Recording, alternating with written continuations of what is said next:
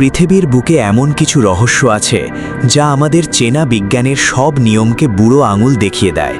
তেমনই একটি রহস্য লুকিয়ে আছে স্কটল্যান্ডের বুক চিরে জেগে ওঠা এক নির্মম একাকী দ্বীপ আইলিন মোড়ে।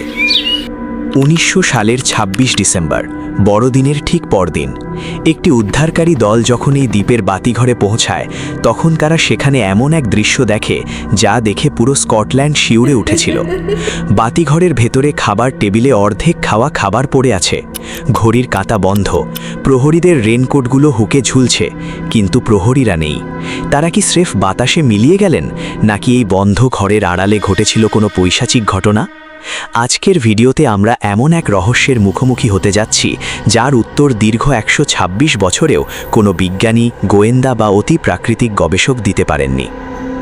এই রহস্যটি বুঝতে হলে আমাদের প্রথমে যেতে হবে ঘটনার ঠিক 1 বছর আগে, 1899 সালের ডিসেম্বরে। স্কটল্যান্ডের উত্তর পশ্চিমে অবস্থিত ফ্ল্যানান দ্বীপপুঞ্জের আইলিন মোড় দ্বীপেই এই বিশাল বাতিঘরটি তৈরি করা হয়। আটলান্টিক মহাসাগরের এই অংশটি ছিল চরম বিপজ্জনক। তীব্র ঝড় আর ঘন কুয়াশার কারণে এখানে প্রায়ই জাহাজডুবি হতো। বাতিঘরটি সচল রাখতে নিয়োগ দেওয়া হলো 3 জন অভিজ্ঞ এবং মানসিক দিক থেকে অত্যন্ত দৃঢ় মানুষকে।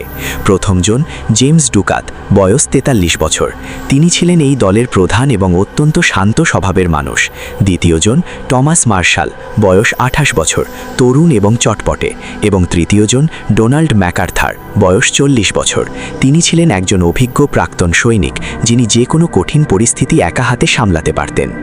তাদের কাজ ছিল সহজ কিন্তু কঠোর। 24 ঘন্টা বাতিঘরের আগুন জ্বালিয়ে রাখা এবং প্রতিদিনের আবহাওয়ার বিবরণ লগ বুকে বা ডায়েরিতে লিখে রাখা। নির্জন এই দ্বীপে তাদের সাথে যোগাযোগের একমাত্র মাধ্যম ছিল 15 দিন পরপর আসা একটি সরকারি রিলিফ জাহাজ।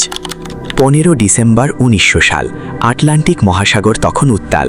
আর্চার নামের একটি আমেরিকান মালবাহী জাহাজ স্কটল্যান্ডের উপকূল পার হচ্ছিল। জাহাজের ক্যাপ্টেন দূর থেকে টেলিস্কোপ দিয়ে ফ্ল্যানান দ্বীপের দিকে তাকালেন। কিন্তু অদ্ভুত ব্যাপার, যে বাতিঘরের আলো প্রতিদিন রাতের অন্ধকারকে চিরে দেয়, আজ সেখানে শুধুই নিকষ কালো অন্ধকার। বাতিঘরের সার্চলাইটটি সম্পূর্ণ বন্ধ ছিল। ক্যাপ্টেন এই খবরটি মূল ভূখণ্ডের ডক কর্তৃপক্ষকে জানানোর চেষ্টা করেন, কিন্তু সে সময় যোগাযোগ ব্যবস্থা উন্নত ছিল না। উপরন্তু 16 ডিসেম্বর থেকে ওই এলাকায় শুরু হয় সতীকরের অন্যতম এক ভয়াবহ ঝড়, যার ফলে কোনো উদ্ধারকারী জাহাজ বা মানুষ ওই দ্বীপে পাঠানো অসম্ভব হয়ে পড়ে। অবশেষে 26 ডিসেম্বর, আবহাওয়া কিছুটা স্বাভাবিক হলে সরকারি উদ্ধারকারী জাহাজ হেসপেরাস দ্বীপে পৌঁছায়। জাহাজে ছিলেন জোসেফ মুর, যিনি ছিলেন ওই 3 জনের বদলি প্রহরী। দ্বীপে পৌঁছেই জোসেফের বুক কেঁপে ওঠে। সাধারণত কোনো জাহাজ এলে প্রহরীরা পতাকা উড়িয়ে স্বাগত জানায়, কিন্তু আজ সেখানে কোনো পতাকা নেই, কোনো স্বাগত জানানোর মানুষও নেই। পুরো দ্বীপ জুড়ে বিরাজ করছে এক ভুতুড়ে নীরবতা। জোসেফ মুর একা বাতিঘরের দরজা খুলে ভেতরে প্রবেশ করলেন। তিনি চিৎকার করে জেমস, টমাস এবং ডোনাল্ডের নাম ধরে ডাকলেন, কিন্তু শুধু নিজের কণ্ঠের প্রতিধ্বনি ছাড়া আর কিছুই শুনতে পেলেন না। ভেতরে ঢুকেই তিনি যা দেখলেন তা ছিল চরম বিভ্রান্তিকর। খাবার টেবিলে 3টি প্লেট সাজানো ছিল, যাতে খাবার তখনও শুকিয়ে পড়েছিল। রান্নাঘরের একটি চেয়ার মেঝেতে কাত হয়ে পড়েছিল, যেন কেউ খুব আকস্মিকভাবে বসা থেকে উঠে দাঁড়িয়েছে। সবচেয়ে বড় ধাঁধাটি ছিল প্রহরীদের পোশাকে। বাতিঘরের ভেতরে কেবল ডোনাল্ডের রেনকোটটি ছিল না, বাকি 2 জনের রেনকোট হুকে ঝুলছিল। প্রচণ্ড ঠান্ডা আর কনকনে ঝড়ের মধ্যে জেমস আর টমাস তাদের লাইফ সেভিং রেনকোট ছাড়াই বাইরে চলে গেলেন। এটা কিছুতেই সম্ভব নয়। জোসেফ যখন বাতিঘরের ডায়েরি বা লগবুকটি খুঁজে পেলেন, তখন রহস্যটি আরও ভয়ানক মোড় নিল। ডায়েরির শেষ পাতাগুলোতে যা লেখা ছিল তা পড়তে গিয়ে জোসেফের হাত কাঁপছিল। 12 ডিসেম্বরের পাতায় টমাস মার্শাল লিখেছিলেন, গত রাতে এক ভয়াবহ ঝড় বয়ে গেছে। জেমস অত্যন্ত গম্ভীর ছিল এবং সাহসী ডোনাল্ড ম্যাকার্থার কোণে বসে কাঁদছিল। 13 ডিসেম্বরের পাতায় লেখা ছিল, ঝড় এখনও থামেনি, আমরা 3 জন একসাথে প্রার্থনা করছি। আর শেষ এন্ট্রি ছিল 15 ডিসেম্বরের দুপুরবেলার, যেখানে লেখা ছিল, ঝড় থেমে গেছে, সমুদ্র শান্ত, ঈশ্বর আমাদের সহায় হন। কিন্তু বন্ধুরা, আসল রহস্য এখানেই। সরকারি আবহাওয়া দপ্তরের নথিপত্র অনুযায়ী 12 থেকে 15 ডিসেম্বর পর্যন্ত ওই ফ্ল্যানান দ্বীপের আশেপাশে কোনো ঝড়ই ছিল না। আবহাওয়া ছিল একদম স্বাভাবিক এবং শান্ত। তাহলে ডায়েরিতে কোন ঝড়ের কথা লেখা হয়েছিল? কেন একজন সাহসী সৈনিক ডোনাল্ড ম্যাকার্থার ঝড়ের ভয়ে কাঁদছিলেন? আর কার হাত থেকে বাঁচার জন্য তারা ঈশ্বরের কাছে প্রার্থনা করছিলেন? এই ঘটনার পর স্কটল্যান্ড জুড়ে তোলপাড় শুরু হয়। ঘটনার তদন্তের দায়িত্ব দেওয়া হয় সুপরিচিত সুপারিনটেন্ডেন্ট রবার্ট মুইরহেডকে। তিনি ছিলেন নিখোঁজ প্রহরীদের ব্যক্তিগত বন্ধু। রবার্ট দ্বীপের চারপাশ পুঙ্খানুপুঙ্খভাবে পরীক্ষা করেন। দ্বীপের পশ্চিম ঘাটে গিয়ে তিনি দেখতে পান সমুদ্রের ঢেউ যেখানে আছড়ে পড়ে সেখানকার একটি লোহার রেলিং দুমড়ে মুচড়ে গেছে।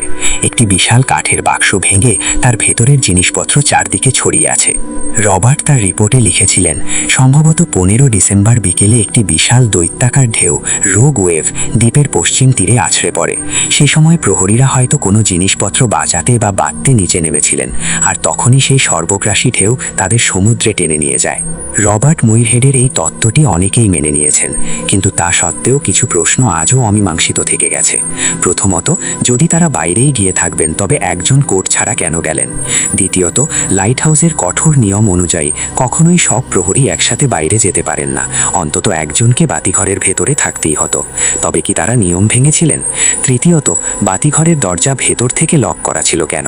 ভেতর থেকে লক না করলে তো দরজা লক হওয়ার কথা নয়। এই প্রশ্নগুলোর উত্তর খুঁজতে গিয়ে অনেকেই মনে করেন হয়তো দ্বীপের একাকিত্ব সহ্য করতে না পেরে ডোনাল্ড ম্যাকার্থার পাগল হয়ে যান এবং বাকি দুজনকে খুন করে নিজে সমুদ্রে ঝাঁপ দেন। আবার স্থানীয় বাসিন্দাদের মতে এই দ্বীপে কোনো প্রাচীন অভিশপ্ত আত্মা বা সামুদ্রিক দানব বাস করত, যা তাদের গ্রাস করেছে। আজ 120 বছরেরও বেশি সময় পেরিয়ে গেছে, প্রযুক্তির অনেক উন্নতি হয়েছে, কিন্তু ফ্ল্যানান দ্বীপের সেই 3 জন প্রহরী আজও ফিরে আসেননি। তাদের লাশও কোনোদিন খুঁজে পাওয়া যায়নি। তারা কি প্রকৃতির রাগের শিকার হয়েছিলেন, নাকি চিরদিনের জন্য হারিয়ে গেছেন কোনো অলৌকিক অন্ধকারে? আপনার কি মনে হয়? কমেন্ট করে আপনার মূল্যবান মতামত অবশ্যই জানান। ভিডিওটি ভালো লাগলে লাইক দিয়ে বন্ধুদের সাথে শেয়ার করুন এবং এই রকম রহস্যময় ঘটনা আরও দেখতে চ্যানেলটি এখনই সাবস্ক্রাইব করে রাখুন। দেখা হবে পরের ভিডিওতে। ধন্যবাদ।